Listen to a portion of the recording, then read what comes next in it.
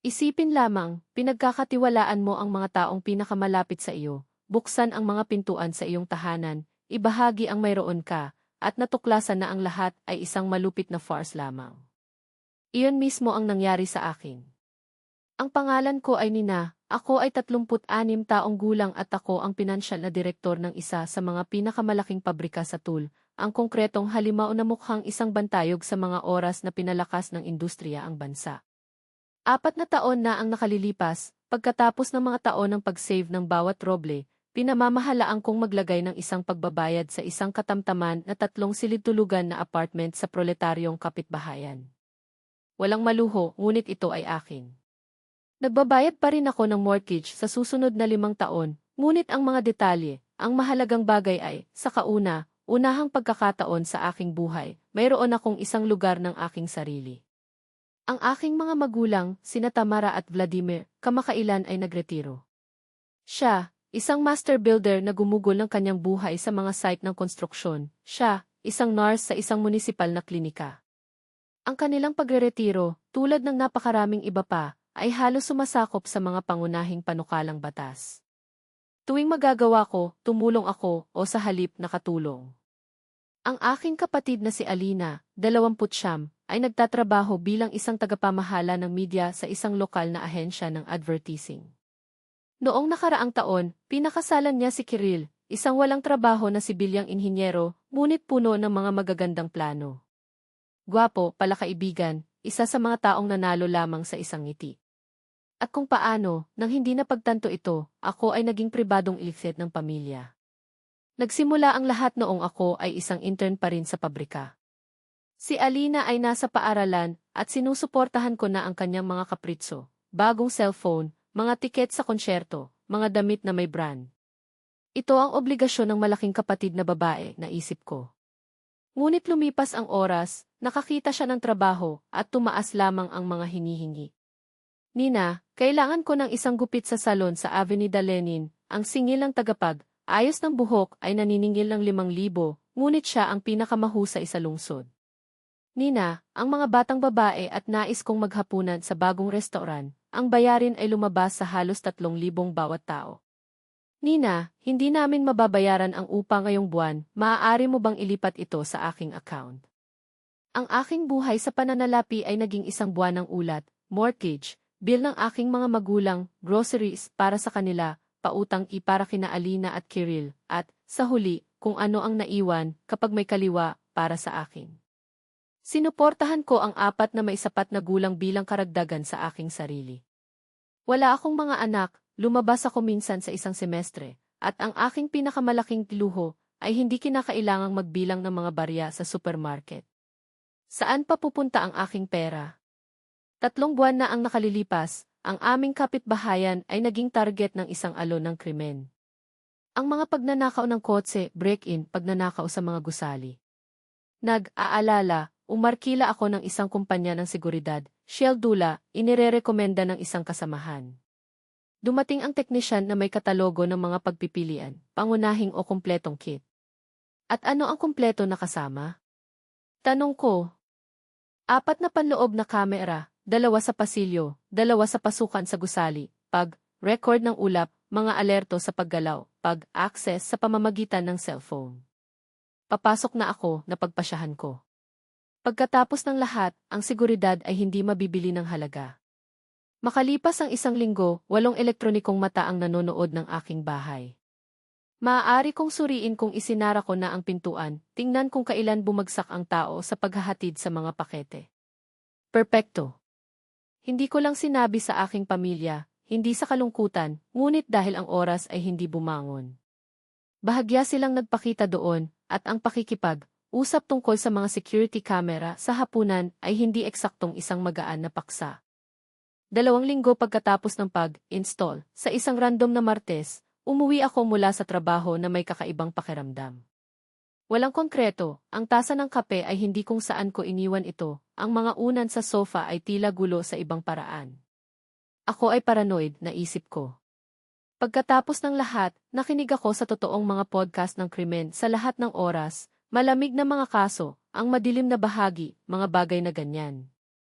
Hinanap ko ang bahay, nag-check ng mga bintana at kandado. Walang kakaiba.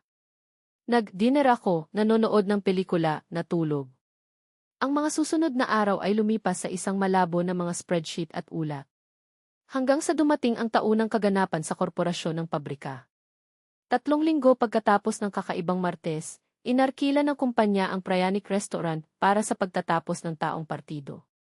Ang dress code ay matalinong kaswal, ngunit nais kong magmukhang mabuti.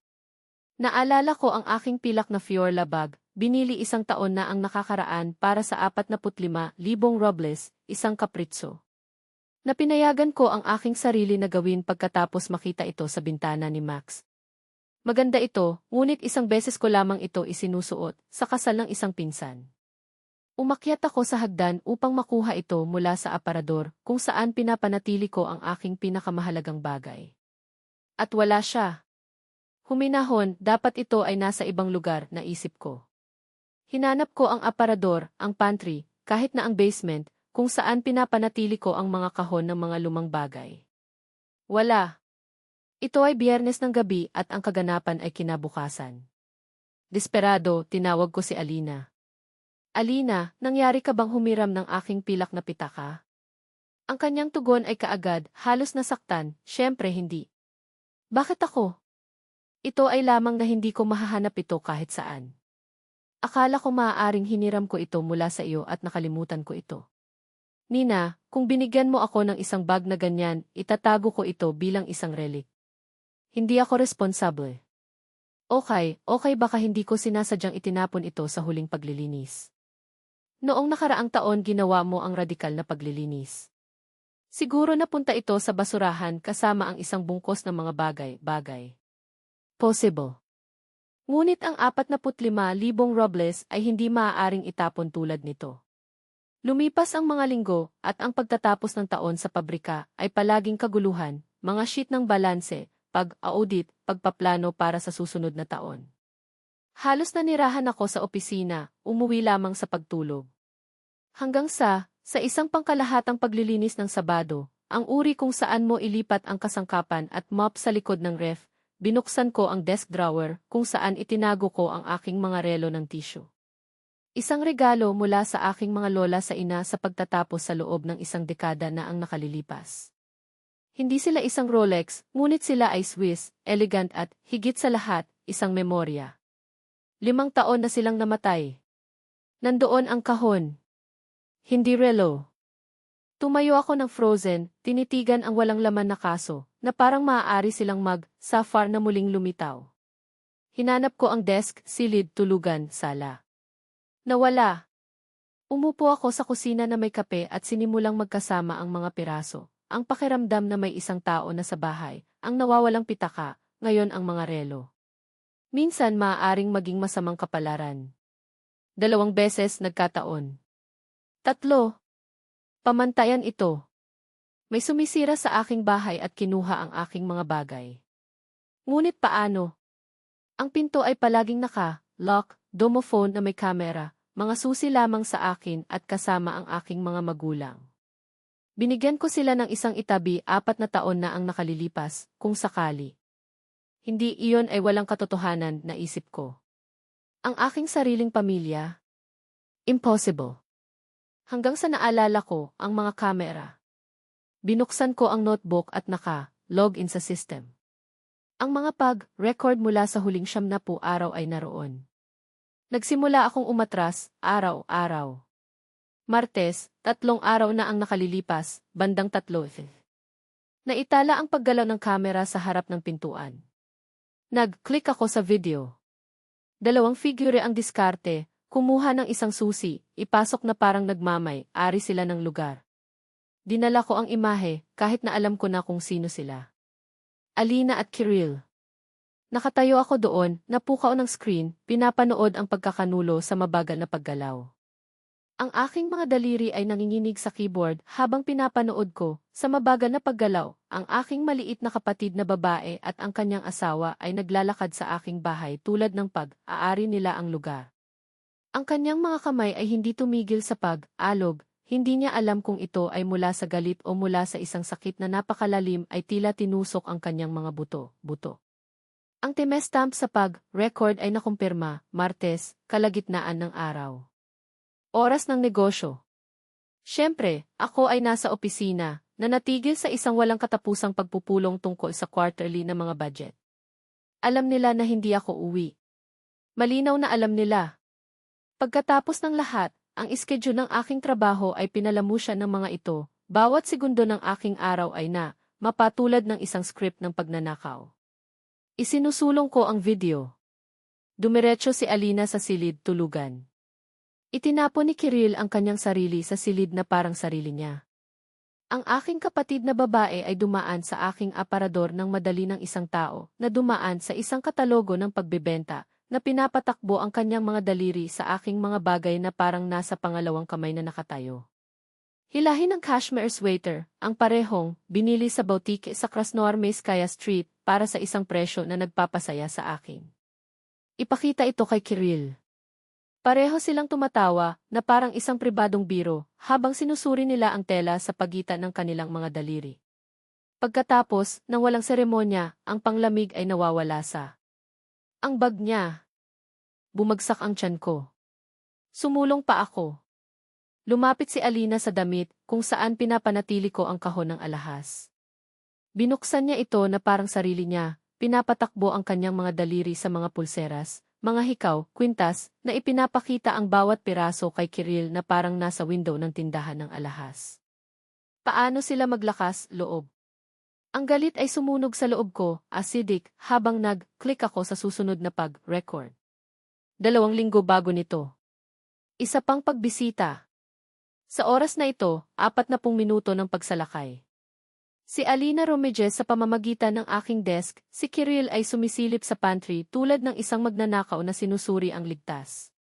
Nakikita ko siyang binuksan ang drawer, kunin ang kaso ng relo, suriin ang bawat isa na may nasiyahan ng ngiti. Tumawag kay Kiril. Siya ay tumango sa pag-apruba na parang sinisiyasat ang isang batch ng pangunahing kalakal. Isa pang item para sa kanilang koleksyon. 3 linggo na ang nakalilipas, sa araw na iyon nang maramdaman kong may isang tao doon, na ang hangin sa bahay ay naiiba. 1 oras at kalahati ng masusing paghahanap. Itinapon ni Alina ang kanyang ilong sa lahat, mga kabinet sa banyo, drawer ng kusina, kahit na ang pantry ng linen. Kumuha siya ng isang bote ng pabango, pampaganda, halos mga bagong sneaker. At pagkatapos, ang pag-record na iyon, 6 na linggo bago. Hinahangaan ni Alina ang sarili sa salamin, nag-posing, habang si Kiril ay tumango sa kanyang pag-apruba, tulad ng isang direktor ng paghahagis. Isa pang tropeo para sa kanilang bag. Gaano katagal ito nangyayari? Bumalik ako sa mas matandang pag-record. Nagsimula sila 1 linggo pagkatapos kong mai-install ang mga kamera. At dati, ilang buwan taon dumating at nagpunta na parang ang aking bahay ay isang luho na serbisyo sa sarili. Binuksan ko ang isang spreadsheet. Alam ko, propesyonal na pagbaluktot ng isang direktor sa pananalapi, ang lahat ay kailangang ma-quantified, ma-tabulated, masuri. Ngunit kailangan ko ng konkretong data. Petsa. Oras. Kinuha ang mga item. 12 yugto sa 3 buwan. Alahas, damit, electronics, kahit na mga bote ng mamahaling alak mula sa cellar. Tinatayang pagkawala, 130,000 rubles. Siguro higit pa. Nag-dial ako kay Alina. Kumusta, kapatid? Dumating sila sa oras. Nagdala si Kiril ng isang cake, marahil ang hindi bababa sa kanyang budhi na pinayagan siyang gumastos. Niyakap ako ni Alina na parang walang nangyari, na parang hindi nadarama ng kanyang mga kamay ang bawat sulok ng aking buhay. Naupo kami sa mesa. Naglingkod ako ng pasta. Walang espesyal. Napanood ko sila habang kumakain sila, nagtataka kung, sa sandaling iyon, kinakalkula nila ang halaga ng aking bagong bag ng laptop sa pintuan. Halfway sa pamamagitan ng hapunan, hindi ko na ito makukuha. Nawala ang aking mga bagay, anya, tinitingnan ang kanilang mga mata. Nagyelo si Alina, ang kanyang tinidor sa kalahati sa kanyang bibig. Biglang binuo ni Kiril ang isang matinding interes sa mga nilalaman ng kanyang baso. Nawawala. Inulit ni Alina pagkatapos ng isang kinakalkula na pag-pause.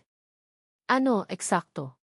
Isang pilak na klats, relo ng lola, ilang iba pang mga bagay. Oh, Nina. Malinaw na nakaka-relax si Alina, na parang sinabi ko lang sa isang masamang biro. Patuloy kang nawawalan ng mga bagay. Tandaan kung hinanap mo ang iyong mga susi ng kotse ng maraming oras at nasa refrigerator sila. Iyon ay isang beses, at ikaw ay 22. Bumuntong hininga siya, theatrically. Pero syempre, nagtatrabaho ka ng sobra, pagod ka na. Dapat mong ikalat ang iyong mga bagay nang hindi napagtanto ito. Sinampal ko ang aking kamao sa mesa na napakahirap na ang cutlery ay nag-bounce. Nagulat ang dalawa. Alam kong ikaw ito. Ang aking tinig ay pinutol ang hangin tulad ng isang talim. Alam kong pumasok sila sa aking bahay at ninakaw ang aking mga bagay. Naging pula ang mukha ni Alina. Ano? Ito ay walang katotohanan. Gaano ka mangahas na akusahan kami ng pagnanakaw? Tumawa si Kirill. Isang maikli, sarkastiko na pagtawa mula sa isang taong hindi nakakaramdam. At ang katibayan? Tanong niya na may suklam na maliit na ngiti. Malubhang akusasyon, mahal ko. Hindi mo maaaring itapon ang isang bagay na tulad nito sa hangin ng walang batayan. Ang kanyang tono na nakakapagod ay gumawa ako ng pag-iling sa puot. Ibalik ang lahat, iniutos ko, mababa ang aking boses ngunit matatag. Bayaran mo ako sa kanilang kinuha. Kung hindi man, pupunta ako sa pulisya. Nagpalitan sila ng hitsura at tumawa. Pinunasan ni Alina ang luha dahil siya ay labis na nakakaaliw. Mag-ulat ka ba ng iyong sariling kapatid? Siya choked out sa pagitan ng mga tawa. Mangyaring, Nina. Huwag maging katawa-tawa. Dagdag pa ni Kirill, pinatuyo ang kanyang mga labi gamit ang tuwalya. Suporta. Well, pumili kami ng ilang mga bagay. Kaya ano? Hindi ito tulad ng magiging mahirap ka dahil dito. Kinurot niya ang kanyang mga balikat. Maaari akong mag-alok kung ako ay naging mapagbigay. Hindi kami lumalangway sa pera kung sakaling hindi mo pa napansin. 2 buwan kang walang trabaho at hindi mo sinabi sa akin. Para sa ano? Sumingit si Alina. Kaya maaari kang magbigay sa amin ng isang lektura sa responsibilidad. Pinamamahalaan namin ng maayos, salamat sa iyong mga bagay. Ang pagnanakaw ay hindi pagkuha ng upang magnakaw. Inulit niya na parang nakakasakit ang salita. Kami ay pamilya, Nina. Tumutulong si Rodado sa bawat isa. Ito ay palaging ganito. Lumabas sa aking bahay.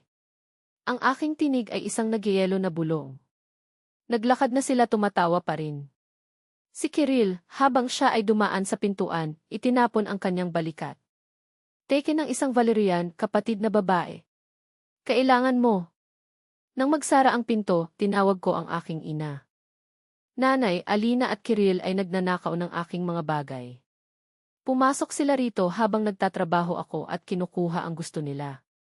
Ano, Nina? Ang kanyang tinig ay isang halo ng kawalan ng paniniwala at kawalan ng tiyaga. Ano ang bagay na walang kapararakan na ito? Hindi ito kalokohan. Kung hindi sila bumalik o magbabayad, magsasampa ako ng ulat ng pulisya. Katahimikan. Pagkatapos, ang kanyang tono ay naging nagielo. Walang pulis. Ang iyong kapatid na babae ay kumikita ng mas mababa sa iyo. Bumili ka ng mga mamahaling bagay na ito at lumitaw sa harap niya. Ikaw ang sumubok nito. Nanay, nagbibigay, katwiran ka ba sa pagnanakaw? Anong pagnanakaw? Sa pamilya, hindi ka nagnanakaw. At kung gagawin mo iyon, tatanggihan kita ng iyong ama. Walang contact. Naintindihan mo ba? Patayin. Paralisado ako. Ang aking sariling ina ay nagbanta lamang sa akin ng pagbubukod sa pagnanais na humingi ng hustisya. Ang susunod na oras ay ginugol sa pagsasama, sama ng isang video ng mga pag-record. Lahat ng mga episode, sa pagkakasunod, sunod ng pagkakasunod, sunod, Alina at Kirill na pumapasok, rumaging, umaalis na may buong bag ipinadala ko ito sa kanila, sa aking mga magulang. Ang mensahe ay simple.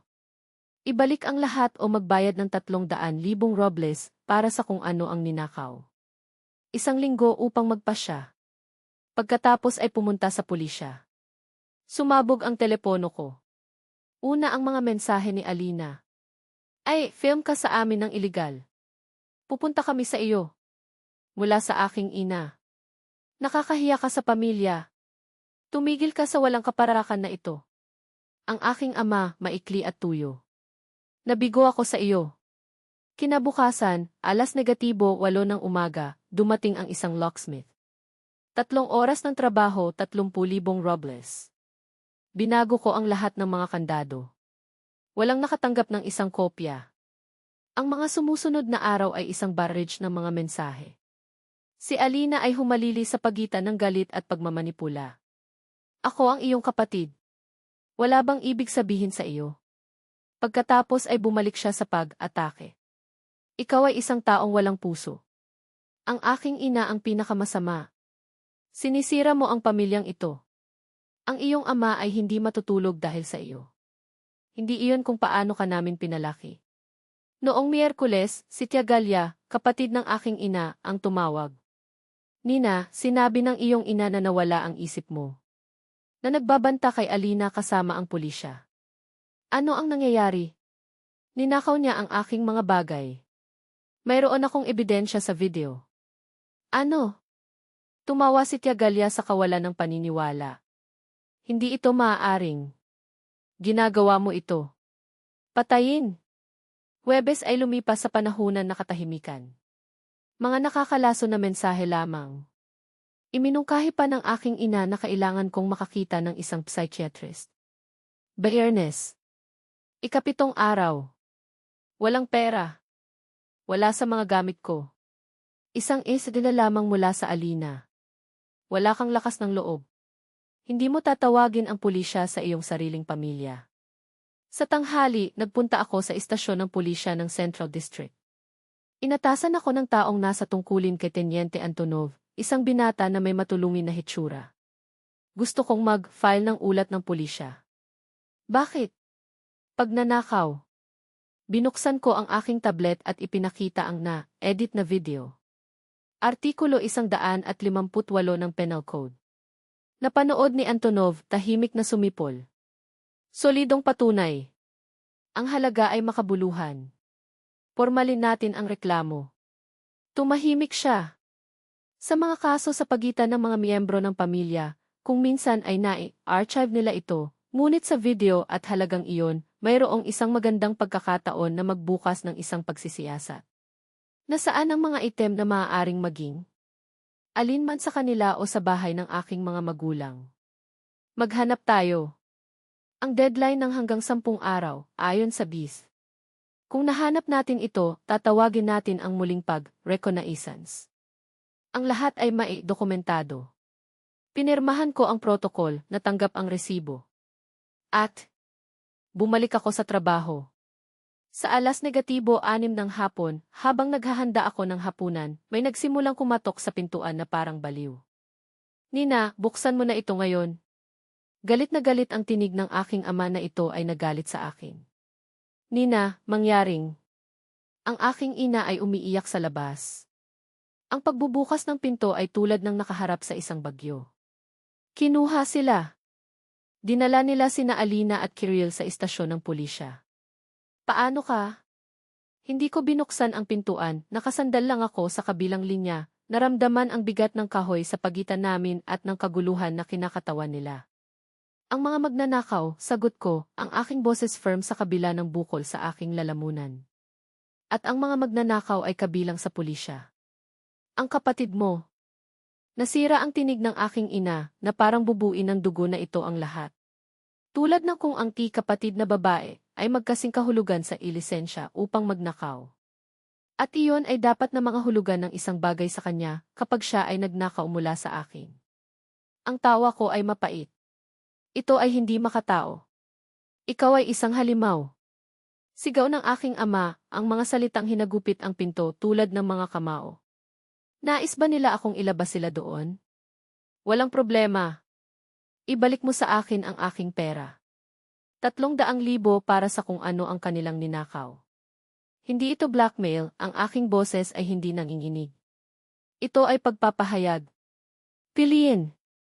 Gumugol sila ng isa pang 10 minuto na pagmumura, pagmamakaawa, hanggang sa tuluyan na nahulog ang katahimikan. Pagkalipas ng 2 oras, nag-vibrate ang aking cellphone. Isang abiso mula sa bangko, natanggap ang transfer. 300,000 Rob. Account, mga numero ng aking mga magulang. Noong Sabado ng umaga, nagpunta ako sa istasyon ng pulisya. Pinirmahan ni Lieutenant Antonov ang aking kahilingan na bawiin ang reklamo ng walang mga katanungan. Lumalabas pa rin sila ngayon, Anya. Tumango ako, pauwi na may malinaw na misyon. Ginawa ko ang dapat kong gawin mga taon na ang nakalilipas. Kinansela ko ang lahat ng otomatikong pagbabayad, kuryente, tubig, gas para sa bahay ng aking mga magulang. Buwanang deposito sa account ni Alina. Ang supermarket card na ginamit nila na parang ito. Nag-block ako ng mga numero, email, social network. Isang malinis, kirurhiko hiwa. Ganap na katahimikan. Pagkalipas ng 2 linggo, tumunog ang telepono. Hindi kilalang numero. Tia Galia, nag-aalangan ang boses niya. Boy, kailangan kong humingi ng tawad. Sina Alina at Kirill ay lumipat sa apartment ng aking mga magulang. Wala silang pera para sa upa. Sa wakas ay sinabi ng aking ina sa buong katotohanan, ipinakita ang mga video, ang katibayan.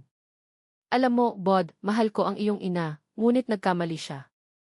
Sa aming pamilya, hindi ito ganoon. Tulong. Ngunit pagnanakaw. At hindi lang ako.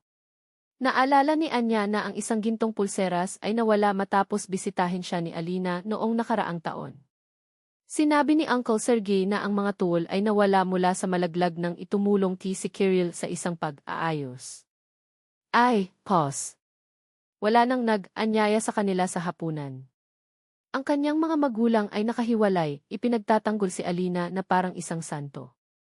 Ang buong pamilya ay tumalikod. Nagtatanong ang iyong ina tungkol sa iyo. Huminga ako ng malalim. Nakakuha ba ng trabaho si Alina? Tanong ko, alam na ang sagot. Sa isang call center. Part-time, minimum wage plus commission. Walang trabaho si Kirill. Lahat ay sumakay sa apartment ng kanilang mga magulang na nakikipaglaban sa lahat ng oras. Molodsi, naisip ko. Siguro ngayon malalaman nila kung ano ang kagaya ng pawis para sa kung ano ang mayroon sila. Ang iyong ina ay nagtatrabaho din, patuloy na tiyagalya. Cashier sa isang grocery store. Ang iyong ama ay kumukuha ng mga trabaho saan man makakaya. Sila ay higit sa 70 taong gulang. Ngunit sila ang pumili. Pinili nila si Alina at ang kanyang pagnanakaw sa aking tiwala. Nagbabayad sila ng 300,000 upang piyansa siya mula sa kulungan sa halip na hayaan siyang harapin ang mga kahihinatnan. Ang tinig ni Tiagalia ay naging malambot. Ito ay wala sa aking negosyo, ngunit hindi ba sapat iyon? Nagdurusa sila. Tiagalia, suportado ko sila ng maraming taon. At ano ang nakuha ko? Ako ay ninakawan, pagkatapos ay tinawag na baliw para sa paghihimagsik. Bumuntong hininga siya. Naiintindihan ko. Nagkamali sila. Ngunit pamilya pa rin sila. Pamilya din ako. At hindi niya ito napigilan. Pagkalipas ng 2 linggo, dumating ang isang sulat. Tunay na papel, crumpled sobre. Nakilala ko ang sulat, kamay ni Alina bago ko pa ito binuksan. Nina, patawarin mo ako. Alam kong kumilos kami ng kakila, kilabot. Kinumbinsi ako ni Kirill na napakaraming hindi mo mapapansin. Nainggit ako sa iyong magagandang bagay, ang iyong buhay, ngunit hindi iyon dahilan. Ngayon nagtatrabaho ako, sinubukan kong ibalik sa aming mga magulang kung ano ang kanilang binayaran. Di aabuti ng maraming taon, ngunit sinusubukan ko. Hindi ko inaasahan na patawarin mo ako. Gusto ko lang malaman mo. Humihingi talaga ako ng paumanhin. 3 beses ko itong binasa. Ang isang bahagi sa akin ay nais na maniwala. Ang isa pa ay napansin kung paano niya sinisisi si Kirill, kung paano ang iinggit ay nagsilbi bilang isang dahilan, kung paano siya hindi nag-aalok na ibalik sa akin ng direkta. Pinunit ko ang liham. Kahapon, may hindi inaasahang nangyari. Ang pagtanggap na tinawag na. Nina Alexandrovna, mayroong isang ginang dito. Tamara Viktorovna. Sinabi niya na siya ang kanyang ina. Sabihin mo sa kanila na abala ako. Sinabi niya na maghihintay siya. Maghintay.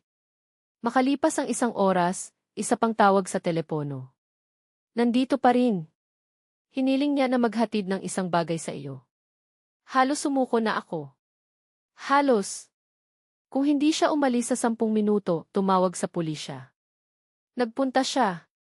Sa gabi, nakakita ako ng isang kahon sa labas ng aking pintuan. Walang tala, ngunit nakilala ko ang masusing paraan na binabalot ng mga bagay ang aking ina. Sa loob, ang pilak na pulseras, relo ni Lola, ilang mga accessories. Siguro isang, kapat ng kanilang kinuha. Isang bagay, ngunit hindi sapat. Ang problema ay hindi na ang mga bagay. Ang relo, ay may sentimental na halaga, ngunit hindi na iyon ang punto. Gusto ko ng isang tunay na paghingi ng tawad. Hindi isang tipa umanhin ikaw ay nagagalit. Hindi isang sipa umanhin, ngunit mayroon kang higit pa. Hindi isang tipa umanhin, ngunit ibinahagi ng pamilya ang lahat. Nais kong marinig, paumanhin na ipinagkanulo namin ang iyong tiwala, nagnakaw mula sa iyo, tinawag kang baliw, nagbanta na itanggi ka, at pinili ang krimen sa katapatan. Ngunit alam kong hindi ito darating. Sa kanilang isipan, sila pa rin ang mga biktima. Ako ang walang puso na anak na babae na may mabuting sweldo na tumalikod sa kanila dahil sa isang hindi pagkakaunawaan. Sinabi ng aking therapist na nasa tamang track ako. Ikaw ang maginhawang anak na babae, paliwanag niya. Palaging responsable, laging naghahanap ng iba. Ito ay naging kanyang pagkakakilanlan. At si Alina ang bunso. Ang dinamikong ito ay nagpatuloy habang lumaki ka. At ngayon? Tanong ko. Ngayon natututo kang sabihin hindi.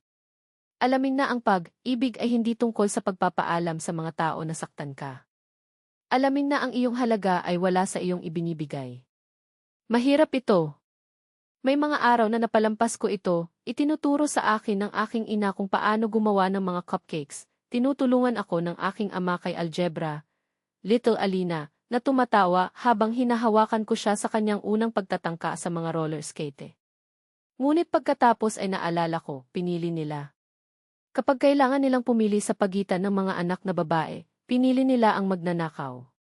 Sa pagitan ng responsibilidad at kasiyahan, pinili nila ang pangalawa. Sa pagitan ng katotohanan at ilusyon, mas gusto nilang magsinungaling sa kanilang sarili. Pinili ko rin. Sa unahang pagkakataon sa aking buhay, pinili ko ang aking sarili. Wala nang dumadaan sa aking mga aparador sa mga pagbisita sa sorpresa. Sa file ng klinika, nakalista ko ang ksinya bilang isang emergency contact, isang kaibigan, hindi isang obligasyon. Lumabas ako kasama si Ilya, na nagbabayad para sa hapunan ng hindi humihiling na humiram, kung sino ang tala, sa pagitan ng mga sips ng alak at isa pa, maliit na uusapan mo ang tungkol sa iyong pamilya. Walang masasabi. Hindi kami nagsasalita. At ito ang pinakamatapat na katotohanan na naranasan ko. Ngayon ang aking buhay ay umaangkop sa loob ko, ang gawaing naghahamon sa akin, ang mga kaibigan na pipiliin na manatili, ang mga pagpupulong na hindi mga transaksyon, ang mga sesyon ng therapy kung saan natututo akong pangalanan kung ano ang dati lamang nasaktan. Ang pamumuhay na nag-iisa, na may mga susi na mayroon lamang ako, ay ibang katahimikan. Hindi ito walang laman, ginhawa ito. Ang kawalan ng mga hiyawan, pag-blackmail, mga pintuan ay bumagsak ng 3:00 ng umaga. Ito ang kapayapaan na nananatili kapag tumigil ka sa pagpapakain ng kaguluhan ng ibang tao. Nagsisisi ba ako sa pagtawag sa pulisya? Hindi. Ito ay ang bucket ng tubig ng yelo na kailangan nating lahat. Nagsisisi ba ako sa pagputol ng mga ugnayan? Minsan, kapag ang gabi ay nagiging mahaba at ang apartment ay tila napakalaki. Ngunit ang umaga ay laging dumating na may isang katiyakan, ang kalungkutan ay mas mahusay kaysa sa pagiging isang hostage. Mas mabuti ang bigat ng isang pagpipilian kaysa sa pasanin ng isang hiniram na buhay. Sinasabi sa akin ni Tiagalia na may tono na iyon ng isang taong nagbibigay ng lihim, na sinasabi ng aking ina, magninilay ako, babalik ako, pinatawad ko at makalimutan. Tulad ng lagi. Mali siya. Ang ninamula pa ay babalik, ang nagbabayad ng mga panukalang batas ng ibang tao, na lumunok ng mga iinsulto na parang mga papuri, na nalilito ang pagmamahal sa utang. Ngunit namatay si Nina. Napahiya sa ilalim ng bigat ng isang tao na nakakita lamang sa kanya bilang isang ligtas na may mga binti. Ano sa ilalim? Rue. Alam ng isang ito kung paano sasabihin hindi. Hinihiling nito ang paggalang na parang oxygen. Hindi niya ipinagpalit ang kanyang dignidad para sa mga mumo ng bulok na pagmamahal. At hindi ko gusto ang mga dahilan. Hindi ko kailangan ng pagkilala. Ayoko ng anuman sa kanila. Sa unahang pagkakataon, ang kalayaan ay hindi isang abstract na konsepto. Ito ang lupa sa ilalim ng aking mga paa, ang pintuan ay walang takot akong naka-lock, ang hinaharap na hindi nakasalalay sa iyong pag-apruba. Walang pagbabalik. At sa unahang pagkakataon, hindi ito tinatakot sa akin.